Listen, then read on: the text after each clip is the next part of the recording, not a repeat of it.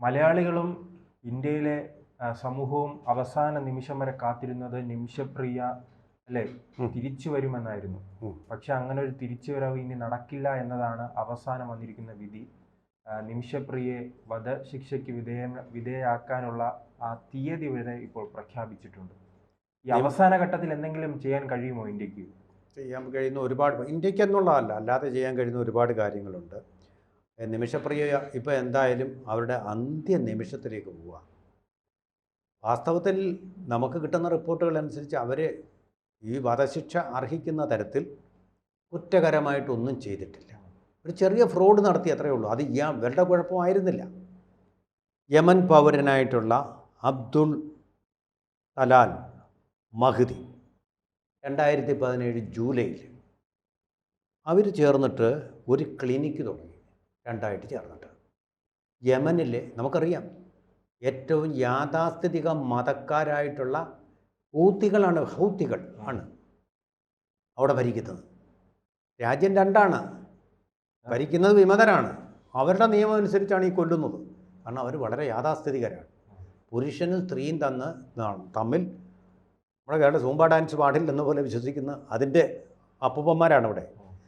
അവർ പറയുന്നത് ഈ സ്ത്രീയും പുരുഷനും തമ്മിൽ ഒരു പരിപാടിയും പാടില്ല എന്നുള്ള ഒരായിട്ടാണ്. ഭാര്യാഭർത്താക്കന്മാരാണെങ്കിൽ ആകാം, സ്വന്തമായിട്ട് ക്ലിനിക്ക് നടത്താം എന്നുള്ളതിൻ്റെ പേരിൽ ഈ തലാൽ അബ്ദുൾ മഹ്ദി എന്ന് പറയുന്ന ആൾ ഒരു വ്യാജ സർട്ടിഫിക്കറ്റ് ഉണ്ടാക്കി. ഇവർ വിവാഹിതരാണെന്നൊരു രേഖയുണ്ടാക്കി. അങ്ങനെ രേഖ വെച്ചാലേ അവിടെ ക്ലിനിക്ക് തുടങ്ങാൻ പറ്റും. ആരെയും. അപ്പോൾ ഈ രേഖ വെച്ച് ഇയാൾ എന്ത് ചെയ്തു? ഈ നിമിഷയെ പതുക്കെ എക്സ്പ്ലോയിറ്റ് ചെയ്യാൻ വേണ്ടി തുടങ്ങി. എക്സ്പ്ലോയിറ്റ് ചെയ്യാനൊരു ശ്രമം നടത്തിയപ്പോൾ ഇവർ നഴ്സാണ്. വേറെ ഏതെങ്കിലും ഒരു ഡോക്ടറും കൂടെ കാണില്ല. അത് നഴ്സ് ക്ലിനിക്ക് നടത്താൻ പറ്റില്ല. അതാരും നമുക്കറിയില്ല. ഇരുവരും പങ്കാളികളായ ക്ലിനിക്കിൻ്റെ വരുമാനം മുഴുവൻ ഈ പാവപ്പെട്ട പെണ്ണ് അയാൾക്ക് കൈമാറി. പിന്നെ കൂടുതൽ പണം വേണം. ഈ പണം കൊടുത്തു കഴിഞ്ഞാൽ കയ്യിലുള്ള പണമെല്ലാം നിമിഷയ്ക്ക് തീർന്നു. കൂടുതൽ പണം നാട്ടിൽ വന്ന് സമ്പാദിച്ചുകൊണ്ട് വീട്ടിൽ നാട്ടിലേക്ക് പോയി. അപ്പം നിമിഷ സ്വന്തം ഭാര്യയാണെന്ന് നാട്ടുകാരോട് മുഴുവൻ ഇയാൾ പറഞ്ഞുകൊണ്ട് നടന്നു. മതാചാര പ്രവാഹാരമുള്ള വിവാഹമാണെന്ന് പറഞ്ഞാൽ ഇവരെ മതം മാറ്റി. അങ്ങനെയല്ല നടക്കുകയല്ല. ഒരു ഹിന്ദുവിനെ അവർ വിവാഹം കഴിക്കത്തില്ല. മുസ്ലിം ആയെങ്കിൽ മാത്രമേ ഹിന്ദുവിനെ വിവാഹം കഴിക്കൂ. അപ്പോൾ നിമിഷ ഇസ്ലാമായിട്ട് മാറിയിട്ടുണ്ട്.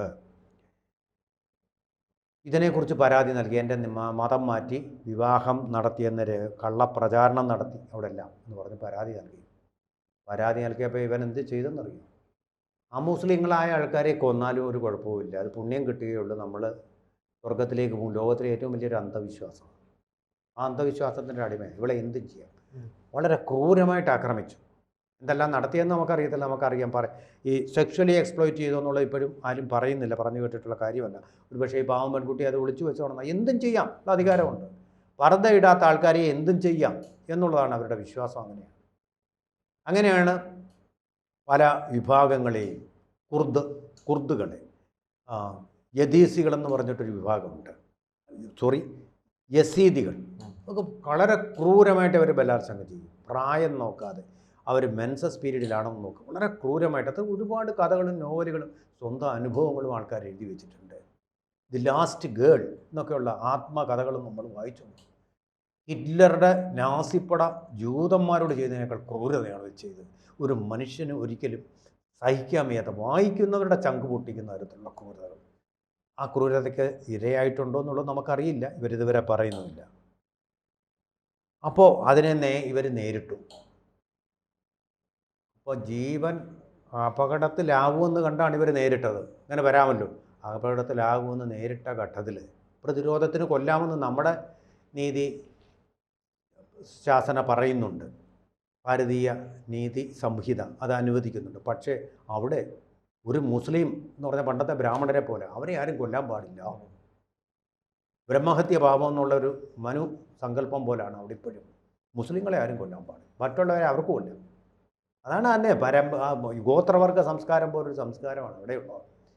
പരിഷ്കൃതരായിട്ടുള്ള മുസ്ലിങ്ങളൊന്നുമില്ല. അപ്പോൾ ആ നിയമമാണ് ഇപ്പോൾ ആരാ നടപ്പാക്കുന്ന? ഹൂത്തികൾ. കഴിഞ്ഞ ദിവസം ഒരു കപ്പലിന് നേരെ ആക്രമണം നടത്തിയ ഹൂത്തികൾ. ഇസ്രായേലിലേക്ക് നിരന്തരമായിട്ട് ബോംബ് വർഷിച്ചിട്ടുണ്ട് ഹൂത്തികളുടെ കയ്യിലാണ്. അതുകൊണ്ടാണ് ഇന്ത്യ ഗവൺമെൻറ്റിന് ഒന്നും ചെയ്യാൻ പറ്റുന്നത്. അവിടെ ഇന്ത്യക്ക് എംബസി ഇല്ലെന്നേ. ഇന്ത്യയുടെ എംബസികൾ അംഗീകൃത ഗവൺമെൻറ് അല്ല, വിമതന്മാർ ഭരിക്കുന്ന ഗവൺമെൻറ്റാണിത്. അങ്ങനെ അംഗീകാരം കൊടുക്കാൻ പറ്റുമോ? നമ്മൾ താലിബാന് ഗവൺമെൻറ്റിന് ഇതുവരെ അംഗീകാരം കൊടുത്തിട്ടുണ്ടോ? ഇല്ല. റഷ്യ അംഗീകാരം കൊടുത്ത്, ഇന്ത്യ കൊടുത്തിട്ടില്ല. കൊടുക്കാൻ തടസ്സങ്ങളുണ്ട് നമ്മുടെ ഭരണഘടനയനുസരിച്ച് വിദേശ നയം അനുസരിച്ച്. അതാണ് പ്രശ്നം. തൊട്ടടുത്ത ജിബൂട്ടിയിലാണ് ഇന്ത്യൻ എംബസിയുള്ള, അവരാണ് ഇതുവരെ പ്രവർത്തിക്കുന്നത്. അതിന് ലിമിറ്റേഷൻ ഉണ്ട്. മറ്റൊരു രാജ്യം പറയുന്നത് ഇത് കേൾക്കാൻ പറ്റുമോ? ഏതെങ്കിലും തരത്തിൽ ഹൂത്തികൾ ഇന്ത്യയുമായിട്ട് കടപ്പെട്ടവരല്ല. നമ്മൾ വ്യാപാര സാങ്ഷൻ ഏർപ്പെടുത്തുമെന്ന് പറയാൻ പറ്റുമോ? അല്ല, വേറൊരു കാര്യമുണ്ട് ശ്രീജിത്ത്, അതും കൂടെ പറയാം. പാലസ്തീൻ്റെ ഔദ്യോഗിക വേഷം ധരിച്ച് മധുര കോൺഗ്രസ്സിൽ പങ്കെടുത്തവരുണ്ടല്ലോ, ലോകമെമ്പാടും ഇസ്രയേലിനെ അധിക്ഷേപിച്ചുകൊണ്ടിരുന്ന ആൾക്കാർ. അവർ വിചാരിച്ചാൽ നടക്കും. അവർ വിചാരിച്ചാൽ ഇവരെ വിശ്വാസത്തിലെടുക്കാൻ പറ്റും. പോളിറ്റ് ബ്യൂറോ മെമ്പറും MA ബേബി, ഞങ്ങൾ നിങ്ങൾക്ക് വേണ്ടി ഇന്ത്യയിൽ നിലകൊള്ളുന്നവരാണ്. പിന്നെ ഇന്ത്യയിലെ മുസ്ലിം ലീഗ്, അവർക്ക് വിശ്വാസത്തിലെടുക്കാൻ കഴിയും. ഗവൺമെൻറ് തലത്തിൽ പോയി കഴിഞ്ഞാൽ അവരൊരിക്കലും ഇതിന് സമ്മതിക്കില്ല. രാഷ്ട്രീയ മുസ്ലിം ലീഗിൻ്റെ നേതൃത്വത്തിൽ ഉണ്ട്, പ്രവാസി സംഘടനയുണ്ട്, അറബ് രാജ്യങ്ങളിലുണ്ട്. അതിൻ്റെ നേതൃത്വത്തിൽ നടത്തിക്കഴിഞ്ഞാൽ, അതുപോലെ MA ബിയെ പോലെ, അതാ ഇവിടെയാണിത് ഉപയോഗിക്കേണ്ടത്. അല്ലാതെ പിന്നെ ഇസ്രായേലിനെതിരെ പ്രചാരണം നടത്താനല്ല. ആ ഗുഡ് വിൽ ഉപയോഗിച്ചുകൊണ്ട് ഇവരോട് പറഞ്ഞു കഴിഞ്ഞാൽ, ഒരു ജീവൻ രക്ഷിക്കാനാണല്ലോ, അത് പറഞ്ഞു കഴിഞ്ഞാൽ നടക്കും. പറയേണ്ടത് എവിടെയാണ്? ഗവൺമെൻറ്റിനോട് ഹൂത്തികളോടും പറയേണ്ട, ഈ കുടുംബത്തോട് പറയണം. ഈ കുടുംബം മാപ്പ് നൽകിയാൽ ആ നിമിഷ മോചിതയായിത്തീരും. പിന്നെ ജയിലിൽ പോലും കിടക്കേണ്ട ആവശ്യമില്ല. കുടുംബം ഒന്ന് മാപ്പ് നൽകിയാൽ. ഇതുവരെ മാപ്പ് നൽകിയിട്ടില്ല. കാരണം ഒരു മരണമാണ്. ഇവളാണ് കൊന്നിരിക്കുന്നതെന്നാണ് ആ വീട്ടുകാർ വിചാരിച്ചിരിക്കുന്നത്. അവിടെ ഇതുപോലെ ജനാധിപത്യ സ്വാതന്ത്ര്യമൊന്നുമില്ലല്ലോ. ഇന്ത്യയുടെ ഭാഗത്ത് നിന്ന് ഇറാൻ വഴി ഒരു നീക്കം ഉണ്ടായിരുന്നല്ലോ. ഇന്ത്യയുടെ ഭാഗത്ത് നിന്നും ഇറാൻ വഴി നീക്കം നടത്തി. ഇറാനും ഹൂതികളും നല്ല ബന്ധമാണ്. അങ്ങനെ ഒരു നീക്കം നടത്തിയിട്ടും പരാജയപ്പെട്ടു പോയി. പക്ഷേ ഇറാൻ ഇപ്പോൾ അസ്തപ്രജ്ഞമാണ്. ഇറാൻ ഇപ്പോൾ പഴയ ശക്തിയില്ല. ഇറാനെ എല്ലാം തകർത്തു. അതാണല്ലോ നമ്മൾ ആഘോഷിച്ചത്, ഇസ്രായേൽ ഇറാനെ തകർത്തു എന്ന് പറഞ്ഞിട്ട്. അവിടെ ഒരു കുഴപ്പമുണ്ട്. ഇന്ത്യയുടെ വളരെ സൗഹൃദ രാഷ്ട്രമായിരുന്നു ഇറാൻ. അതുവഴിയുള്ള ശ്രമം ഇപ്പോഴും നടക്കുന്നുണ്ട്. പക്ഷേ ഇഫക്റ്റീവ് ആകുന്നില്ല. വിമതരാണത്. ഇറാനെയും ഭാഗവെക്കില്ല അവർ. വിമതന്മാരാണ് അവർ. അവിടുത്തെ ആ കുടുംബം ഒരുപക്ഷെ ഹൂതികളുടെ കുടുംബമായിരിക്കാതെ, ആ കുടുംബം പറയുന്ന ആൾ, അവർ മാപ്പ് കൊടുത്താൽ ഞങ്ങൾ ഇവരെ എവിടെ വിടാമെന്ന് പറഞ്ഞു. അതുകൊണ്ടാണ് ഞാൻ പറഞ്ഞത്, ഇടപെട്ടിട്ട് ഒരു ഗവൺമെൻറ്റിന് അങ്ങനെ ഒരു കുടുംബത്തോട് ഇടപെടാൻ പറ്റുമോ? ബുദ്ധിമുട്ടുണ്ട്. അതുകൊണ്ട് ഇവർ ഹൂതികളോട് വേണമെങ്കിൽ ഇറാൻ പറയാം, അവർ കേൾക്കില്ല. കുടുംബം മാപ്പ് കൊടുക്കട്ടെ, ഇന്ത്യ പറഞ്ഞതുപോലെ.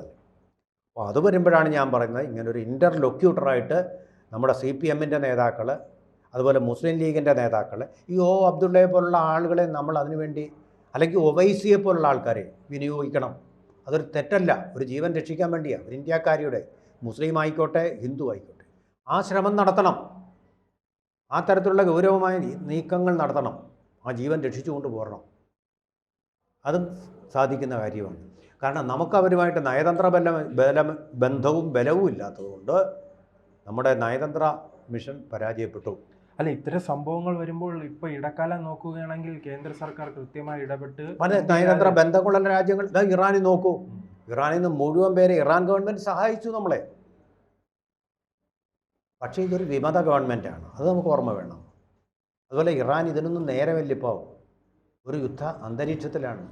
ഒരു യുദ്ധം കഴിഞ്ഞതേ ഉള്ളൂ, അതിൻ്റെ അന്തരീക്ഷമാണ് അവിടെ നടക്കുന്നത്. അപ്പോൾ ആ കാര്യങ്ങൾ കൊണ്ട് നമ്മൾ പരിഗണനയ്ക്ക് എടുക്കണം.